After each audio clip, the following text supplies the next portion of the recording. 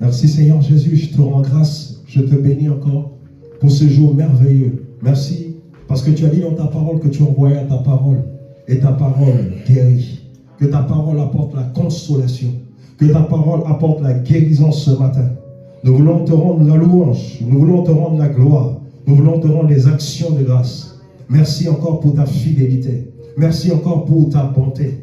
Même si les choses ne se passent pas comme nous avons voulu, mais nous savons que tu es notre Rédempteur. Et la Bible dit que notre Rédempteur se lèvera le dernier. Seigneur, tu n'as pas dit ton dernier mot sur notre vie. Nous croyons en toi, nous savons que l'or et l'argent t'appartiennent. Tout ce que nous sommes, tout ce que nous avons est à toi. Ce matin, Jésus, fais ton entrée. Ce matin, viens glorifier ton nom. Nous ne voulons pas connaître un homme de Dieu, nous voulons te connaître la puissance de ta résurrection. Que cette puissance puisse opérer dans tous les domaines de notre vie. Que nous soyons, Seigneur, vivifiés par ta puissance qui émane de ta parole. Ce matin, nous avons besoin de toi. Un cœur désireux, un cœur désespéré s'aligne devant toi ce matin pour reconnaître ta seigneurie, pour reconnaître ta beauté, pour reconnaître ta merveille. Tu es tout ce dont j'ai besoin. Ce matin, viens nous abreuver par l'eau de la vie, l'eau qui transforme les vies, l'eau qui transforme les destinées. Nous avons besoin de transformation. Nous avons besoin d'être visités. Nous avons besoin, Seigneur, d'être remodelés par ta puissance qui agit en nous. Ce matin, nous avons besoin de toi. Magnifique Esprit de Dieu, fais ton œuvre ce matin et que toute la gloire te soit rendue. Que l'Esprit de Jésus se meuve ce matin pour toucher les vies, pour toucher les cœurs, pour toucher les destinées. Dans le nom puissant de Jésus, nous avons prié avec action de grâce. Amen. Amen. Bien-aimés, nous avons commencé depuis quelque temps notre série d'enseignements, à savoir les 8 choses qui nous gardera en ce temps de la fin. Bien-aimés, lorsque Jésus-Christ nous a donné cet enseignement, c'est de nous préparer à ce temps. Parce que lorsque nous voulons traverser des épreuves dans la vie, nous avons besoin d'être enseignés. Jésus nous a préparés, Jésus nous a donné ces enseignements pour nous préparer pour la suite. Et nous avons commencé premièrement par heureux les pauvres en esprit, car ils hériteront le royaume. Et nous avons vu l'importance de s'humilier dans la présence de Dieu, l'importance de dépendre de Dieu. Nous vivons dans une société aujourd'hui, les gens n'ont plus besoin de Dieu. Les gens ont l'impression de ne plus avoir besoin de Dieu. Mais Dieu est la source de toutes choses. C'est Dieu qui a tout créé. Il est l'auteur de toutes choses. La terre a été façonnée, a été créée par lui. Mais les êtres humains ont tendance à mettre Dieu de côté. Et nous avons vu la semaine dernière également que heureux les affligés, car ils seront consolés. Et nous avons parlé pendant longtemps sur le fait d'être affligé. Cela est relié à la repentance. Parce qu'aujourd'hui, les chrétiens n'expérimentent plus la repentance. Ils veulent vivre leur vie et ils espèrent que Dieu puisse les bénir dans leurs péchés. J'ai parlé de la repentance profonde, non pas juste le fait de pouvoir demander pardon. Le pardon normalement doit être à la fin de la repentance. On se répand d'abord et ensuite on demande pardon. Parce que tu peux demander pardon sans te repentir. Alléluia. Parce que la repentance nous amène à faire un état des lieux, reconnaître notre péché. C'est une démarche. Et nous avons lu le livre de Psaume 51, l'histoire de David. David s'était repenti d'un cœur sincère lorsqu'il a commis l'adultère et il a fait assassiner Uri. Et la Bible dit que lorsque Nathan le prophète est venu lui dire son péché, il s'est repenti. Il a commencé à crier à Dieu. La repentance nous commence par le fait de faire un état de lieu et de reconnaître son état. Et c'est là le pardon peut opérer. Alléluia. Et ce matin, nous allons parler de heureux les débonnaires, car ils hériteront la terre. Je lis d'abord dans la version Louis II.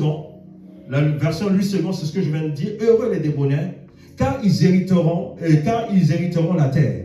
Dans la version Vie Nouvelle, on dit heureux ceux qui sont doux, car ils hériteront la terre. Maintenant, dans la version anglaise, New Living Translation, il dit God blesses those who are humble, for they will inherit the whole earth. Et ici, vous voyez, lorsque nous voyons toutes ces définitions, lorsqu'on les rassemble, vous voyez ici que débonnaire veut dire quoi? Débonnaire veut dire la douceur. Et on parle de la douceur, on parle de l'humilité. Vous voyez, il y a une corrélation entre l'humilité et la douceur. Dans la version anglaise, on parle d'humilité, on parle de humble, d'être humble. Mais dans la version française, on parle de débonnaire. Débonnaire qui est traduit également dans la version nouvelle, doux. On parle de la douceur et de l'humilité. Alléluia. Amen. Beaucoup de personnes, lorsqu'on parle de la douceur, peut-être c'est le fait d'être calme, c'est le fait d'être tranquille, ça n'a rien à voir. La douceur ne veut pas dire que la douceur n'est pas un signe de faiblesse. Beaucoup de personnes croient que la douceur est un signe de faiblesse. Mais vous allez voir avec moi dans la parole de Dieu que la douceur a une capacité pour nous faire posséder le territoire.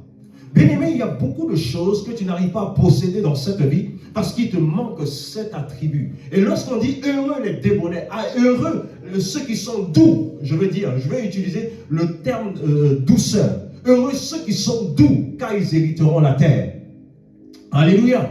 Bien-aimé, Dieu nous a positionnés dans un monde bien défini. Et pour pouvoir bénéficier des choses qu'il a préparées d'avance pour nous, nous avons besoin de nous connecter à sa pensée. À chaque fois que nous allons connecter à sa pensée, bien-aimé, naturellement, nous allons posséder le pays. Nous allons posséder le territoire.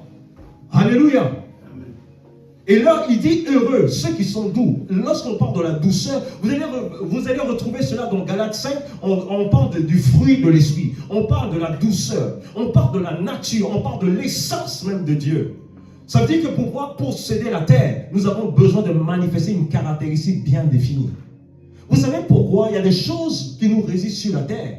Pourquoi? Parce que le trait de caractère qui est attendu pour pouvoir dominer la terre n'est pas révélé. Tant que ce caractère n'est pas révélé, nous ne pouvons pas posséder la terre. Mais Dieu est en train de nous donner la clé pour pouvoir posséder la terre. Comment on fait pour pouvoir dominer sur terre? Il faut une clé. Jésus a dit, je vous donnerai les clés du royaume. Mais bien aimé, chaque clé a une porte bien définie. Mais le Seigneur nous révèle ici, pour pouvoir posséder la terre, pour pouvoir contrôler la terre, il faut une clé. Et cette clé s'appelle la douceur.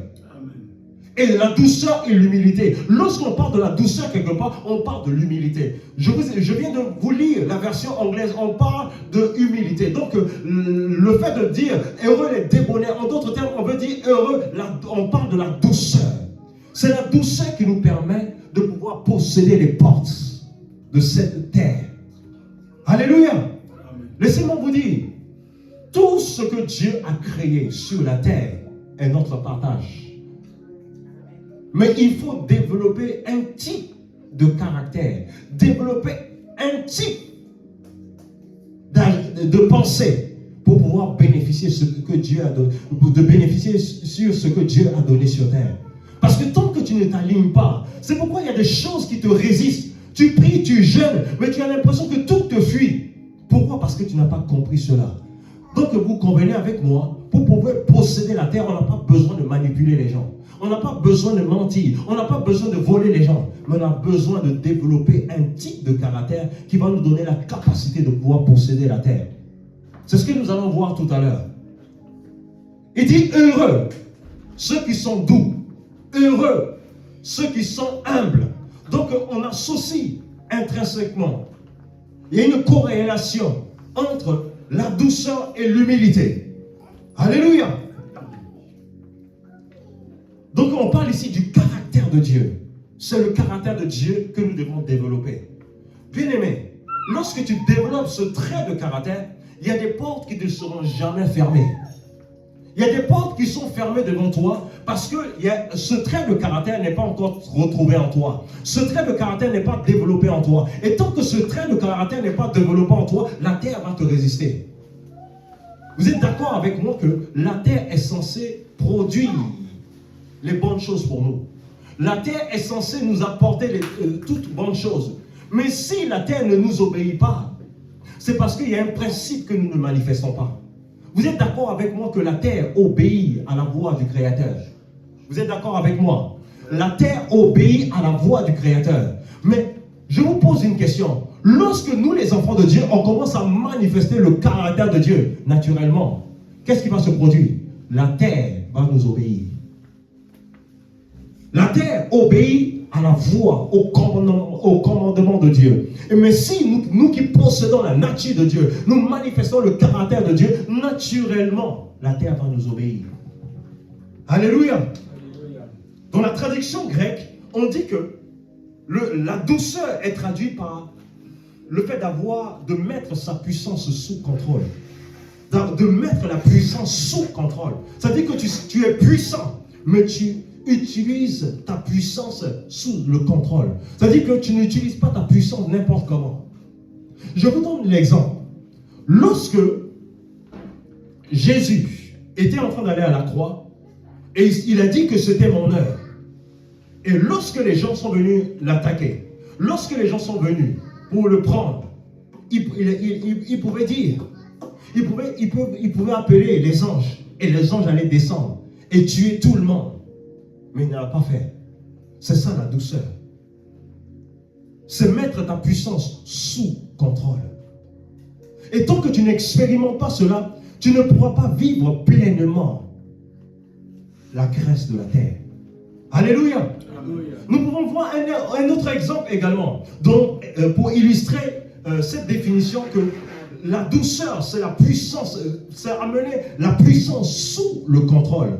Et vous allez voir, dans Genèse 45, vous allez voir, c'est l'histoire de Joseph, qui a été trahi par ses frères, qui a été vendu en Égypte. Mais le jour que Dieu l'a élevé en tant que premier ministre d'Égypte, il va se retrouver avec ses frères. Et ses frères craignaient leur mort, parce qu'ils se sont rendus compte qu'il avait vendu. Il l'avait vendu comme esclave. Mais dans Genèse 45, verset 5, il dit, maintenant, ne vous affligez pas. Ne soyez pas fâchés de m'avoir vendu pour être conduit ici. Car c'est pour vous sauver la vie que Dieu m'a envoyé devant vous. Vous voyez, j'ai dit quoi? La douceur, c'est la capacité d'amener la puissance qu'on a sous le contrôle. Joseph, il était puissant en Égypte. Après Pharaon, c'était lui. Mais ses frères qu'il avait vendus, il pouvait tuer ses frères. Il pouvait les rendre esclaves. Il avait cette possibilité. Mais qu'est-ce qu'il leur a dit? Ne soyez pas affligés. Ne soyez pas affligés. Pourquoi? Parce que Dieu a permis cela pour que je puisse vous sauver la vie aujourd'hui. La douceur, c'est ça le terme de la douceur. C'est-à-dire que tu as la puissance d'agir, tu as la capacité d'agir, mais tu n'agis pas en fonction de tes émotions. Beaucoup de personnes sont emportées par leurs émotions. Ce n'est pas parce que tu es énervé que tu dois agir. Ce n'est pas parce que tu as la capacité de faire mal que tu dois faire mal. Parce que si tu fais ça, tu ne vas pas bénéficier de la grâce de la terre. Amen. Beaucoup de personnes passent à côté de leur bénédiction à cause de ça. Ce n'est pas parce que tu es puissant que tu dois écraser les autres. Amen. Amen. Alléluia. Alléluia. Nous voyons encore un autre exemple, c'est l'histoire de David.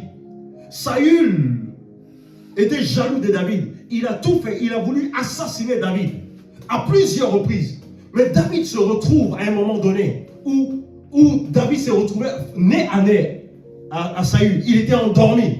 Il avait le couteau, il pouvait le tuer. Mais la Bible dit que le cœur de David vrambissait à l'intérieur. Son cœur tremblait. Il a dit, je ne porterai pas la main sur le loin de l'Éternel. Alors que c'était cet homme, Dieu l'avait rejeté. Mais David ne l'a pas rejeté. David a dit, loin de l'Éternel. Il avait la puissance, pouvait le tuer. Mais n'a pas tué. Amen. C'est ça la douceur, c'est ce qui nous manque. Il dit, heureux les débonnaires, heureux ceux qui sont doux. La douceur, c'est la capacité d'assujettir sa puissance sous un contrôle. Amen. Alléluia. Amen. Nous pouvons lire rapidement dans 1 Samuel 24, 1 Samuel 24 à partir de verset 1 à 6. Je vais lire parce que j'ai pas mal de choses. Lorsque Saül fut revenu de la poursuite des Philistins, on vint lui dire, voici David est dans le désert. Saül prit 3000 hommes d'élite. Il prend 3000 hommes d'élite sur tout Israël. Et il alla chercher David et ses gens jusqu'à sur le rocher des boucs sauvages. Il arriva à des parcs de brebis qui étaient près du chemin. Et là se trouvait une caverne où il entra pour couvrir les pieds. David et ses gens étaient au fond de la caverne. Les gens de David lui dirent, voici le jour où l'Éternel te dit, je livre ton ennemi entre tes mains, traite-le comme bon te semblera. David se leva et coupa doucement le pan du manteau de Saül. Après cela, le cœur lui battit parce qu'il avait coupé le pan du manteau de Saül. Le dernier verset. Que l'Éternel me garde de commettre contre mon Seigneur, loin de l'Éternel, une action de porter, une action telle que de porter ma main sur lui, car il est loin de l'Éternel. Il avait le pouvoir, il avait la puissance, il pouvait le tuer, mais il ne l'a pas tué. Alléluia. Alléluia. Donc la définition c'est la puissance sous contrôle, ou la force sous contrôle. C'est ça la douceur. Alléluia. Bien aimé, la douceur également se révèle parce que nous disons. Parce que nous disons révèle nos pensées et peut traduire si nous avons la douceur ou pas. Alléluia. Parce que beaucoup de personnes, malgré leur position d'autorité, ne savent pas parler aux inférieurs. Dès que cette personne te parle, tu te sens tellement, tu te sens diminué. Il y a des personnes, dès qu'elles te parlent, elles t'écrasent par leurs paroles. Et c'est pas ce que Jésus est en train de nous dire. Jésus dit, heureux ceux qui sont doux, car ils hériteront la terre. Amen. La manière de parler peut révéler si tu es doux ou pas. Il y a beaucoup de personnes, ces personnes, elles sont nées de nouveau, mais leur bouche profère le venin. Dès qu'elles parlent, tu te poses la question, est-ce qu'elles sont nées de Dieu ou pas? La même bouche qui adore Dieu, mais la même bouche qui profère des injures, des méchancetés. Bien-aimés, vous savez que la capacité de parler peut atténuer les choses. La douceur se révèle également parce que nous disons. Ton frère a commis une erreur, mais comment tu lui parles? Cela révèle si tu as la douceur ou pas. Devant les fautes, devant les erreurs des gens, comment tu parles révèle si tu manifestes la douceur ou pas. Alléluia.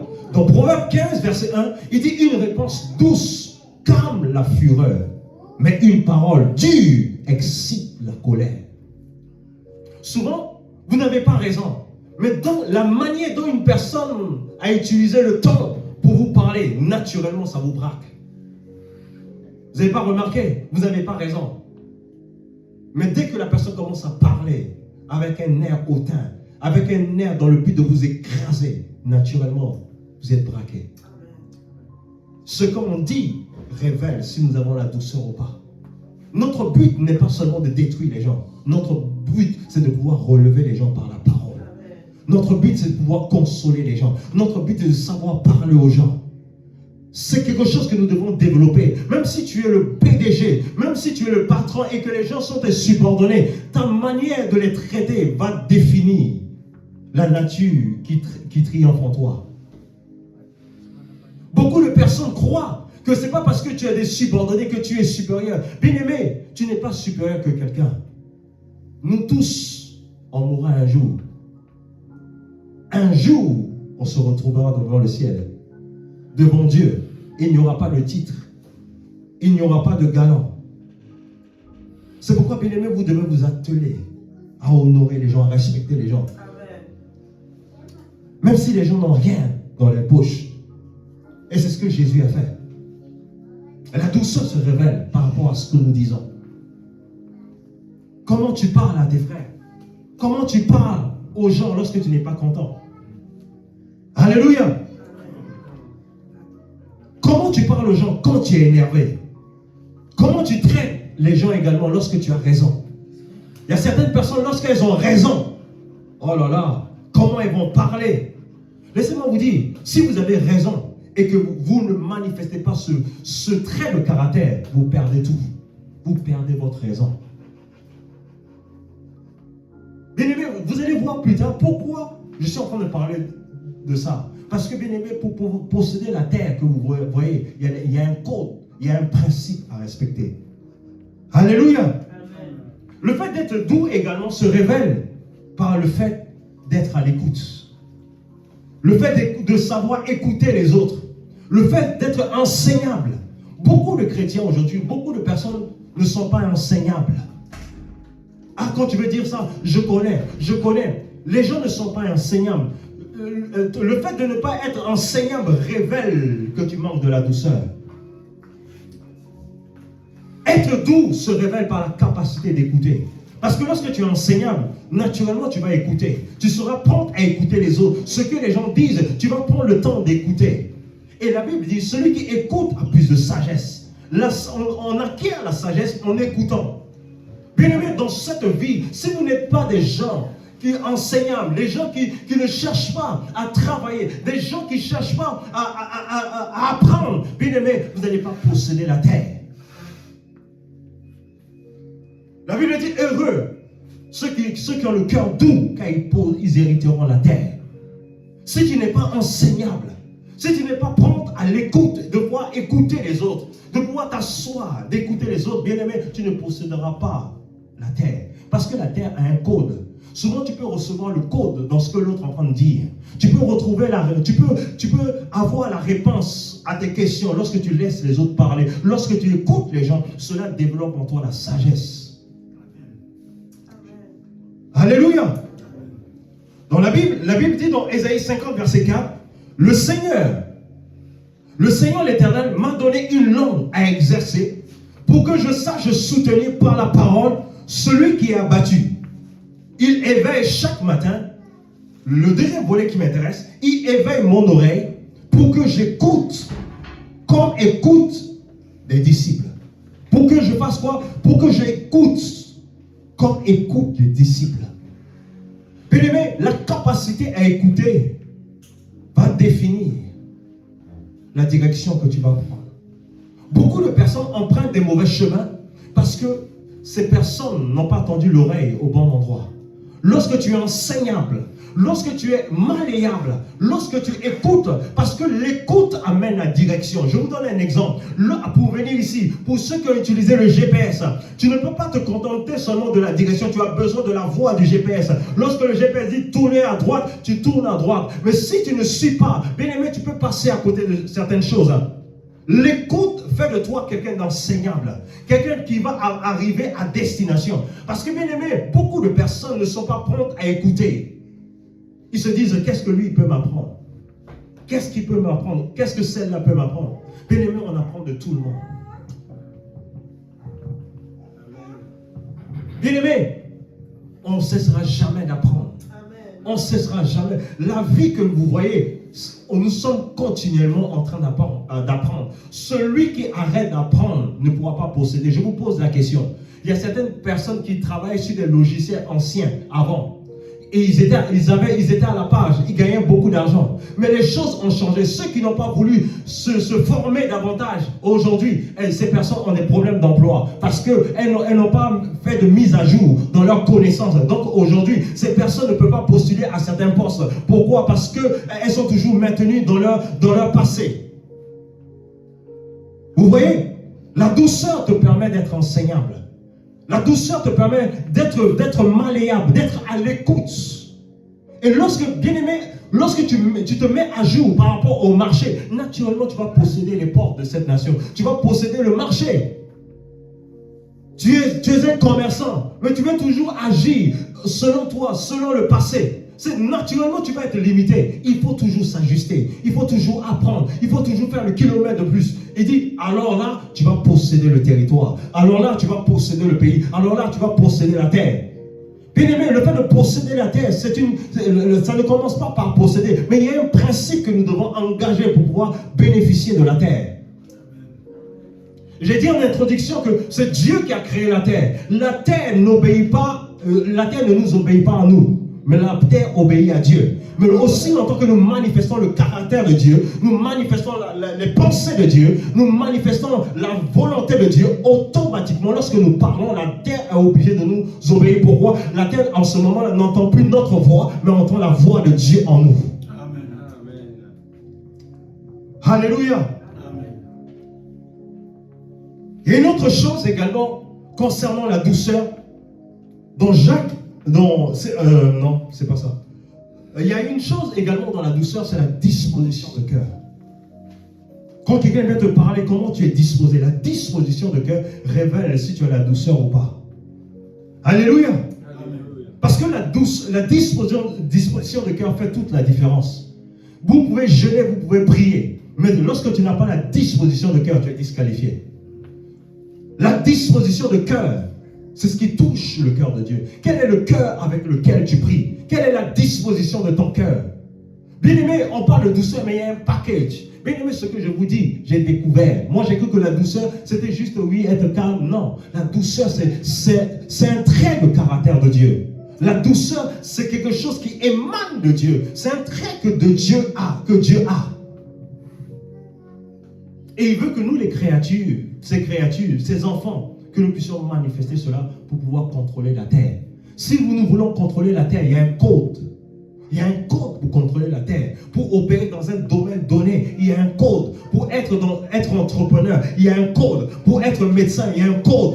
Celui qui fait les études pour devenir avocat n'aura pas le même cursus que quelqu'un qui fait les études pour devenir médecin. Il y a un code, il y a une directive. Amen.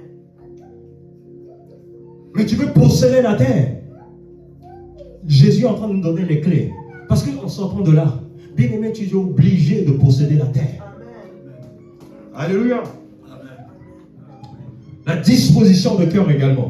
Dans Jacques 1, verset 21, il dit, c'est pourquoi rejetez toute souillure et tout excès de malice. Recevez avec douceur la parole de Dieu qui a été plantée en vous, qui peut sauver vos âmes. Recevez avec douceur, en d'autres termes, la disposition de cœur. Comment tu reçois la parole de Dieu? Révèle ta douceur. Comment tu l'accueilles? Comment tu la reçois? Il dit, rejetant toute souillure et tout excès de malice, tu rejettes toutes choses autour de toi afin de la recevoir dans le calme, dans le repos. Alléluia. Bien-aimé, la douceur, ce n'est pas un signe de faiblesse, mais derrière la douceur se cache la puissance de Dieu. Amen. Le monde nous a montré que pour être fort dans la vie, il faut montrer ce muscle. La force ne se trouve pas dans les muscles. La force ici se trouve dans la douceur de Dieu. Amen. Vous voyez, la douceur de Dieu s'est révélée par la volonté de Dieu manifestée en Jésus. Parce qu'à l'époque, les Juifs croyaient que le Messie, lorsqu'il devait venir, il devait stopper toute la tyrannie de l'époque. Il devait mettre terme au règne des Romains. Eux, ils parlaient d'un Messie physique, un Messie qui allait venir arrêter leur souffrance directement. Mais c'était selon leur pensée, selon leur manière de voir. Ils croyaient que la venue du Messie devait être avec puissance comme ça. Mais la venue du Messie est venue en douceur. L'agneau de Dieu est venu par une femme qui l'a conçu. L'Esprit est venu sur Marie. Il est venu, il a vécu comme tout le monde. Il a vécu comme un simple homme. Alléluia, la douceur de Dieu. La douceur de Dieu s'est révélée par Jésus le Christ. Et lorsqu'il était à la croix, il a dit, Père, tout est accompli. Et la rédemption a eu lieu dans la douceur. Les gens croyaient qu'en le tuant, c'était fini. Mais ils ne savaient pas qu'en le tuant, en le donnant la mort, il devait ressusciter le troisième jour. Et il allait engendrer une nouvelle race. Vous voyez, la grandeur de Dieu ne se trouve pas dans sa puissance, mais dans sa douceur. Amen. Lorsque vous comprenez cela, bien-aimés, ça fait toute la différence. La douceur de Dieu contient la puissance. La puissance du monde ne contient pas la douceur. C'est ça la différence entre la puissance du monde et la puissance de Dieu. La puissance du monde, regardez les dictateurs africains. Vous voyez, il n'y a pas de douceur, la brutalité. Mais ils n'ont pas la douceur. Mais la douceur de Dieu contient la puissance. La capacité de ramener sa puissance sous contrôle. La douceur, c'est la capacité d'amener la puissance sous contrôle. Mais les gens dans le monde n'ont pas la douceur. Mais ils ont la puissance. Alléluia. Une autre chose qui révèle également la douceur, c'est le regard. C'est le regard. Vous savez, lorsque quelqu'un peut, la manière une personne vous voit, vous pouvez savoir si cette personne vous méprise ou cette personne vous considère. Vous êtes d'accord avec moi? Juste un regard, le regard est tellement parlant. Par le regard, tu peux manquer de douceur. Par le regard, ta manière de voir quelqu'un. Bien aimé, il y a certains endroits, quand tu viens, tu peux savoir que tu n'es pas le bienvenu. tu n'es pas la bienvenue plutôt. Pourquoi? Parce que le regard de cette personne te donne un message. Vous voyez quelqu'un qui est toujours fâché, qui a la mine serrée, naturellement, vous n'allez pas aller vers cette personne. Et si cette personne a besoin de connexion, tout le monde va la fuir. Laissez-moi vous dire, nous allons venir plus tard. Pourquoi nous devons développer ce trait de caractère? Sinon, on ne va pas posséder la terre. Pour posséder la terre, lorsque Dieu veut vous exaucer, Dieu passe par les hommes. Si tu n'as pas de bon rapport avec les hommes, il y a des choses que tu ne bénéficieras pas. Alléluia. Amen. Philippiens 2, verset 3, il dit, ne faites rien par esprit de parti ou par vaine gloire, mais l'humilité vous fasse regarder les autres comme au-dessus de vous. L'humilité vous fasse. Je vous ai dit qu'il y a une corrélation entre la douceur et l'humilité. Et je vous ai donné en introduction, lorsque j'ai lu le verset en New Living Translation, la version anglaise. On nous dit, heureux les humbles. On parle de douceur, mais dans la version anglaise, on parle de humble. Donc nous voyons, il y a une corrélation entre la douceur et l'humilité. Et ici, il dit, regardez. Ça dit que le regard que tu portes vers quelqu'un, le regard, la manière de regarder quelqu'un, comment tu regardes ceux qui sont plus bas, comment tu les regardes, comment tu traites les gens, le regard. Il dit, regardez les gens comme au-dessus de vous. Beaucoup d'entre nous aujourd'hui, nous croyons tellement supérieurs aux autres. Dieu ne nous a pas créés pour que nous puissions écraser les autres. Dans mon enseignement sur la domination, je vous ai dit que Dieu ne nous a pas créés pour dominer sur les autres, pour dominer sur la création, mais pas pour dominer sur les autres. Il dit, regardez les autres comme étant au-dessus de vous. C'est ça la grandeur. Regardez les autres au-dessus de vous, ça veut dire que vous avez à cœur de faire monter les autres. Vous avez à cœur à ce que les gens puissent évoluer dans leur vie. Vous avez à cœur pour que les gens puissent marcher correctement avec Dieu. Vous avez à cœur pour que les gens puissent se déployer. Ça veut dire que le succès des autres est ton succès également. Tu veux voir quelqu'un évoluer. Il dit, regardez dans le regard. Cela peut révéler ta douceur. Lorsque tu vois quelqu'un évoluer et tu prends plaisir à l'élévation de quelqu'un, cela révèle que tu as la douceur. Lorsque tu vois quelqu'un évoluer, tu vois quelqu'un qui était plus bas que terre s'élever. Dans le monde, on commence à détruire. Dans le monde, on commence à calomnier. On commence à mal parler. Mais lorsque tu as la douceur, tu regardes la personne avec les yeux de Dieu. Alléluia. Amen. Une autre chose, là je m'attarde principalement d'abord sur la notion de douceur. Heureux les débonnaires. Lorsqu'on parle de débonnaires, c'est lié à la douceur. Nous avons lu le mot grec qui est appelé c'est protes, et vous pouvez lire plus tard. Mais ici, le dernier point sur la douceur que je veux mettre à votre appréciation, c'est que lorsque quelqu'un est doux, naturellement la personne porte de l'attention. Vous êtes d'accord avec moi? La douceur, lorsque tu as la douceur, naturellement, tu vas porter de l'attention aux autres. Tu seras toujours attentionné vis-à-vis des autres. Et tu vas porter attention à ce que Dieu dit. Tu vas prêter l'oreille à ce que Dieu te demande. Tu vas prêter l'oreille à ce que la parole de Dieu dit. Tu fais attention à tout. Tu ne vis pas comme tu veux. Tu fais attention à celui que tu aimes. Naturellement, lorsque tu aimes quelqu'un, tu fais attention à ce que la personne pense, à ce que la personne veut. Alléluia. Donc, nous allons lire rapidement Psaume 119, versets 8 à 11. On va aller vite parce que j'ai... 119, verset 8. Psaume 119, verset 8 à 11. Je lis la parole. Je veux garder tes statuts. Ne m'abandonne pas entièrement. Verset 19. Comment le juste rendra-t-il son sentier pur en se dirigeant d'après ta parole? Verset 10. Je te cherche de tout mon cœur. Ne me laisse pas égarer loin de tes commandements. Alléluia. Tu portes attention. Quelqu'un qui est doux, il porte attention à ce que Dieu dit. Celui qui est doux, il porte attention à ce qui peut heurter le cœur de Dieu. Il est toujours en train de chercher. Est-ce que ce que je suis en train de faire, est-ce que cela agrée le cœur de Dieu? La douceur t'amène à te régler d'après les commandements de Dieu. Il dit, je serre ta parole dans mon cœur. cœur. Je serre ta parole dans mon cœur afin de ne pas pécher contre toi. Je serre cette parole. J'ai le désir pour toi. Je la serre dans mon cœur afin de ne pas pécher contre toi. Celui qui est la douceur, porte attention à ce que Dieu dit. La parole de Dieu a-t-elle une importance dans ta vie? Cela révèle que tu n'as pas la douceur. Quelle est la place que la parole de Dieu occupe dans ta vie? Est-ce que tu valorises la parole de Dieu? Beaucoup de personnes valorisent les paroles des hommes que la parole de Dieu. La Bible dit que la parole de Dieu a été épurée 7 fois. Elle est sortie pure.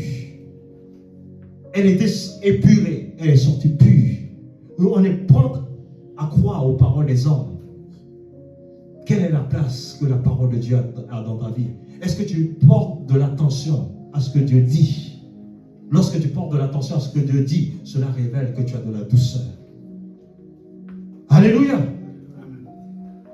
Vous n'avez pas remarqué, surtout les femmes, lorsqu'un homme est attentionné, c'est un bon, il est bon, il est doux, il est bon. Parce que quand il remarque tout, tes besoins, il est là, constamment, naturellement, ça te touche le cœur. Cela révèle la douceur de cet homme. On voit que cet homme est bon. Alléluia. Maintenant, on a dit, heureux les débonnaires, car ils hériteront la terre. Mais le mot hériter ici, en grec, est traduit par le fait de posséder. Par le fait de faire quoi? De posséder. Mais posséder quoi? Posséder quoi? Posséder la terre. Et la terre est traduite par le mot grec G, qui veut dire terre, qui veut dire pays, qui veut dire peuple, qui veut dire contrée, qui veut dire lieu. Donc notre capacité à posséder les lieux, à posséder les territoires, c'est notre capacité à manifester la douceur et l'humilité. Il a parlé de la terre. Beaucoup de personnes ont cru que c'est de la terre physique. Ça va au-delà. La terre symbolise tous les domaines dans lesquels tu dois évoluer. Tous les domaines dans lesquels tu dois être révélé. Cela représente ta juridiction, représente ta légitimité. Le temps que tu ne développes pas ce trait de caractère, il y a des choses que tu ne vivras pas. Alléluia. Vous allez voir un verset qui m'a chamboulé. Dans Jean 28, verset 5, la Bible dit, la terre d'où sort le pain. Waouh! C'est de la terre que le pain sort. Vous êtes d'accord avec moi? Amen. Ça veut dire que tout ce dont tu as besoin se trouve où? Dans la terre.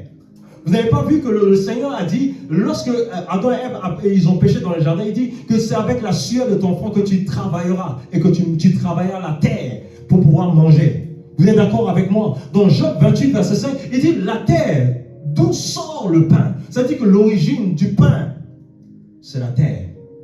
Ça veut dire quoi? Ça veut dire que toutes les opportunités que nous avons besoin sur la terre passent par la terre. Et la terre, c'est qui? C'est toi et moi. Nous avons été tirés de quoi? De la terre. Et si tu ne traites pas les autres comme il se doit, tu ne mangeras pas. On dit c'est de la terre que le pain sort. Ta capacité à traiter bien les gens va définir la nourriture que tu vas emmagasiner. Alléluia. Amen. La terre d'où sort le pain est bouleversée dans ses entrailles par le feu. Wow, bien aimé, c'est tellement profond. C'est pourquoi vous allez voir, à la mort de Jésus, il y a un mystère qui s'est produit. Il y a un mystère qui s'est produit. Vous voyez la croix de Jésus, il y a la verticalité et il y a l'horizontalité. La verticalité, vous allez voir que Jésus-Christ est venu nous réconcilier avec le Père. Ça, c'est la première des choses. Et la deuxième chose, il est venu nous réconcilier avec nos frères. C'est pourquoi il n'y a plus de religion. Il est venu briser. Parce qu'à l'époque, chacun était dans sa bulle. L'horizontalité de la croix, c'est l'union avec tous les peuples du monde. L'union avec tous les peuples du monde. Pourquoi? Parce qu'il sait que pour avoir un mandat de dominer sur la terre, nous avons besoin d'être en corrélation avec nos frères et sœurs. Parce que tant que tu n'es... Je vous pose la question. Tu peux avoir 10 millions en compte bancaire. Tu vas dans un pays où il y a la famine. ou c'est le cultivateur qui vend de la nourriture. Si tu manques ton argent, tu peux manquer de nourriture. Si tu te dis que je ne te vends pas ma nourriture, avec ton argent, tu vas mourir. Vous êtes d'accord avec moi? Alors que tu as l'argent. Cela veut dire que nous avons toujours besoin les uns et des autres pour avancer. Si tu méprises l'autre, tu ne vas pas avancer. Si tu ne méprises les autres, tu ne pourras pas avancer, les amis. Pour comprendre la terre, il dit heureux ceux qui ont le cœur doux, car ils posséderont. Parce qu'il faut avoir un code. La terre répond à un code. Vous n'avez pas remarqué que les gens, naturellement, qui se tissent de bonnes relations, qui ont de bons rapports avec les autres, demain, lorsque ces personnes sont dans des problèmes, naturellement, vous allez voir, les personnes vont aider. Mais là, une personne qui est toujours en conflit avec tout le monde, demain, lorsqu'elle a des problèmes, tout le monde se détourne le regard. Là où le père devait sortir, le père est verrouillé. Alléluia. Amen. Jésus a martelé cela sur cette parole. Heureux ceux qui sont doux, heureux les débonnaires, car ils hériteront la terre. En hérité, dans le mot grec, on parle de posséder la terre. Amen. Tu veux posséder la terre, il y a un code, il y a un principe pour pouvoir manger les meilleurs fruits. Alléluia. Amen. La terre d'où sort le pain est bouleversée dans ses entrailles. La terre sort. Lorsqu'on parle du pain, c'est un homme qui fabrique le pain. Vous êtes d'accord avec moi? Amen. Tout ce que tu peux acheter, c'est quelqu'un qui vend. Tout ce que Dieu va faire dans ta vie, il passe par un homme. Amen. Sur la terre, aucun esprit n'a le droit légal de vivre. Pour qu'un esprit puisse interagir sur terre, pour qu'un esprit puisse se manifester sur terre, un esprit a besoin d'un corps. Et si tu n'apprends pas à valoriser les personnes autour de toi, bien-aimé, le jour que tu seras dans le besoin, il n'y aura personne. Amen. La Bible nous enseigne d'avoir de bons rapports avec les autres. On ne pourra pas forcément avoir les mêmes points de vue, mais Dieu nous enseigne à ce que nous puissions avoir de bons rapports avec les autres. Amen. Si tu ne développes pas ce trait de caractère, tu vas jeûner, tu vas prier. Vous savez que souvent votre bénédiction, votre exaucement se trouve dans la main de quelqu'un. Mais imaginez-vous, vous êtes en conflit avec cette personne. Le cœur de cette personne est fermé. Et ce dont vous avez besoin est verrouillé. Tu vas aller prier, jeûner. Mais Dieu m'a dit, mais tu avais prié, j'avais amené une personne à côté de toi. Mais tes yeux sont fermés. Et du coup, tu ne peux pas bénéficier. Amen. Ta bénédiction ne se trouve pas ailleurs. Tout ce que Dieu fait, il fait toujours à travers un homme. Amen. Vous voyez, Dieu qui est au ciel, pour sauver la terre. Pourquoi il n'est pas venu en esprit directement nous sauver? Parce que c'est illégal. Pour venir sauver la terre, il fallait qu'il puisse incarner un corps. Parce que lui-même, il a dit qu'il a créé la terre pour les hommes et le ciel pour lui. Pour qu'on puisse venir sur terre, nous avons besoin d'un corps physique pour pouvoir se manifester sur terre. On ne peut pas venir sur terre sans corps humain. Et il y a une porte sur la terre, c'est par la femme. Tout homme qui naît sur la terre passe par une porte. Alléluia. Donc si tu méprises la terre, c'est fini pour toi. Quand tu dis que tu méprises la terre, ça veut dire que tu méprises les autres autour de toi. Alléluia. Amen. Mais j'aimerais finir avec ce point. Comment développer la douceur? J'ai parlé de la douceur. J'avais donné les caractéristiques. Mais comment on la développe? Jésus nous a donné la clé. Bien aimé, la clé de la parole de Dieu nous fait tellement de bien. Cette clé, elle ouvre toutes les portes. Nous allons aller rapidement dans Matthieu 11, versets 28 à 30. Matthieu 11, versets 28 à 30. La Bible dit, « Venez à moi, vous qui êtes fatigués et chargés, et je vous donnerai du repos. » Verset 29. Prenez quoi? Mon joug sur vous. Waouh! Et recevez mes instructions. Car je suis doux et humble de cœur. Et vous trouverez le repos pour vos âmes. Verset 30. Car mon joug est doux et mon fardeau léger. Tu veux expérimenter la douceur? tu dois venir prendre son joug. Et c'est quoi le joug? Regardez, vous allez voir dans les endroits où on élève des chevaux, les chevaux qui sont tellement agités, pour les conduire, pour les rendre un peu doux, on va les entraîner à mettre un joug sur leur cou, pour les apaiser. Vous allez voir, il y a un joug sur leur cou. Lorsque tu portes ce joug-là, ça t'amène à t'adoucir. Vous allez voir que le cheval qui était agité à un moment donné, quand le joug vient, il commence à être traité. Et c'est pourquoi le Seigneur dit, tu veux manifester la douceur, prends mon joug. Le joug de Dieu sur ta vie. Amen. Ce matin, tu veux manifester la douceur, prends le joug de Dieu. Et il va dire à la fin que mon joug est léger. Le joug du monde que vous voyez, le joug pèse. Lorsque tu vas chez le monde, tu vas chez les occultistes pour pouvoir faire un pacte, le joug qu'ils mettent sur ta vie, ça te décime à jamais. Et cela compromet ton éternité. Mais le joug du Seigneur Jésus-Christ, non seulement ça travaille ta vie, et ça sécurise ton éternité. Amen.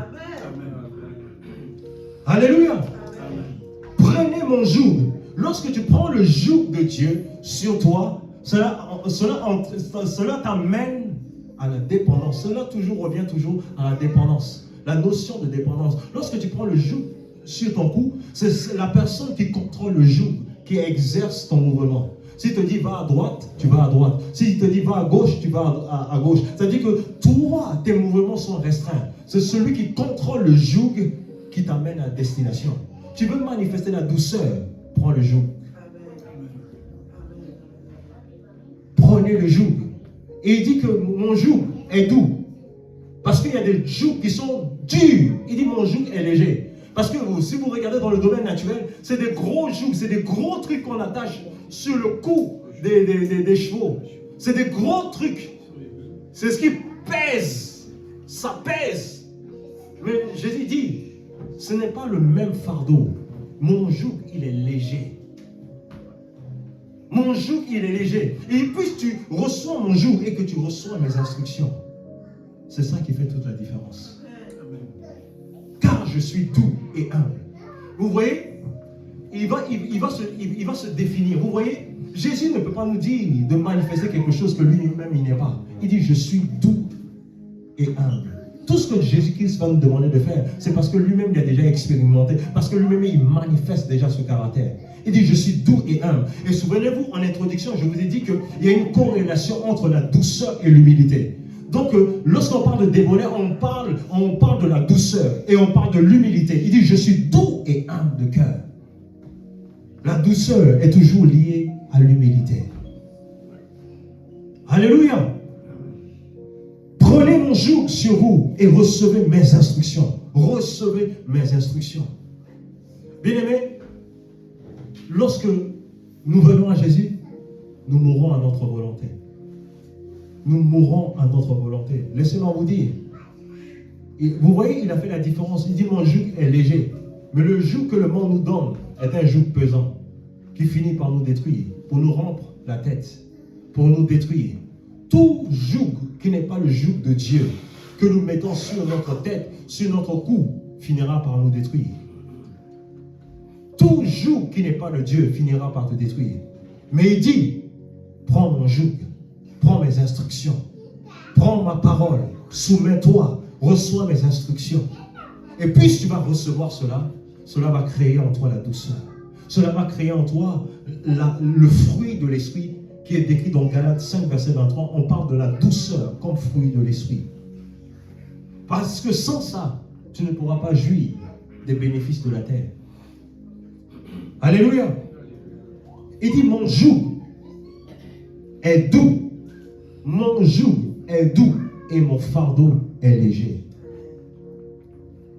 Bien-aimés, pour pouvoir développer la douceur, premièrement, il faut prendre le joug de Dieu. Et deuxièmement, il faut recevoir ses instructions. Prendre le joug du Seigneur, c'est dire accepter désormais, c'est toi le pilote de ma vie. Désormais, c'est toi qui me conduis. Désormais, je renonce à ma volonté, mais que seule ta volonté soit matérialisée dans ma vie. Et lorsque tu acceptes cela, tu es en train de prendre le joug du Seigneur. Et maintenant, il dit, recevez mes instructions. Lorsque tu reçois l'instruction de Dieu maintenant, cela veut dire que tu ne fais plus ce que toi tu as envie de faire.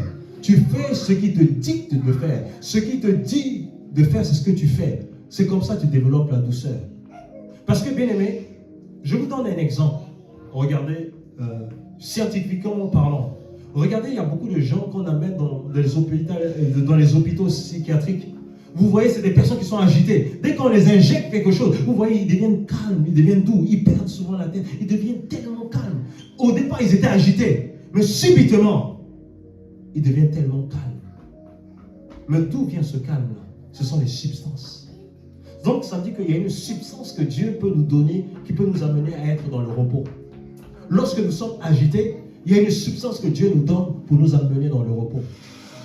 Et cette substance, ça se révèle par notre capacité à recevoir son joug, à recevoir ses instructions. Nous prenons le joug de Dieu, nous recevons ses instructions. Et il dit, car je suis doux et humble de cœur, vous trouverez du repos. Bien-aimés, vous voyez maintenant, il nous donne la formule pour trouver le repos.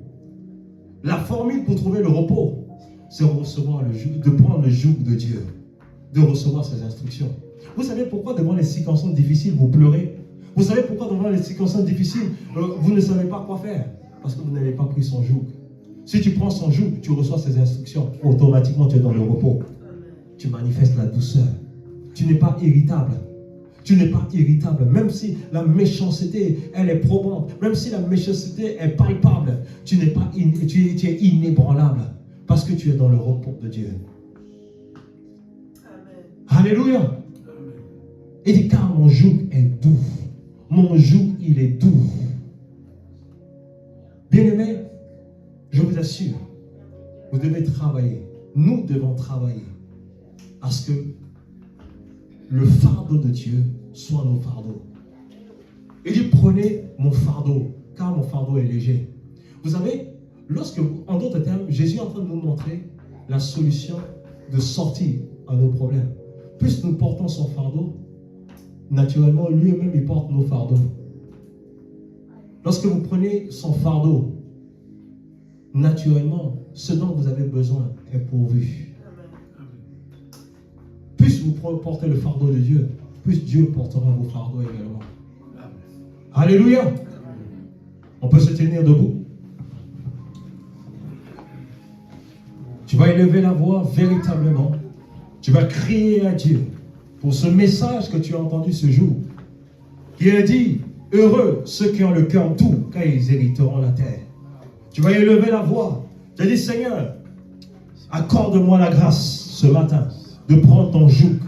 Élève ta voix et déclare-le. Élève ta voix et déclare-le. Alors que nous avons dit, pour pouvoir développer la douceur, le Seigneur nous a dit premièrement de prendre son joug. Seigneur, ce matin, je veux porter ton joug sur moi. Je veux porter ton joug sur moi. Élève ta voix et déclare-le.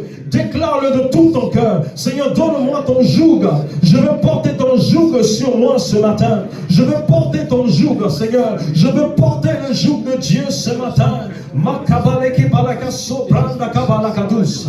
Labraki sobrakim tolabahade. Jalebraine ki balakatuma sandukupaha. Jalebraine ke balakatuma sata kabalakatusa. Labrakim to balakatuma sanda. Labreke sobraki tolabaha. Jalebraine ke teleba. Je reçois ton joug ce matin. Je reçois ton joug ce matin. Déclare-le, dis Seigneur, je reçois ton joug ce matin. Je reçois le joug de Dieu ce matin. Ce matin, je reçois ton joug.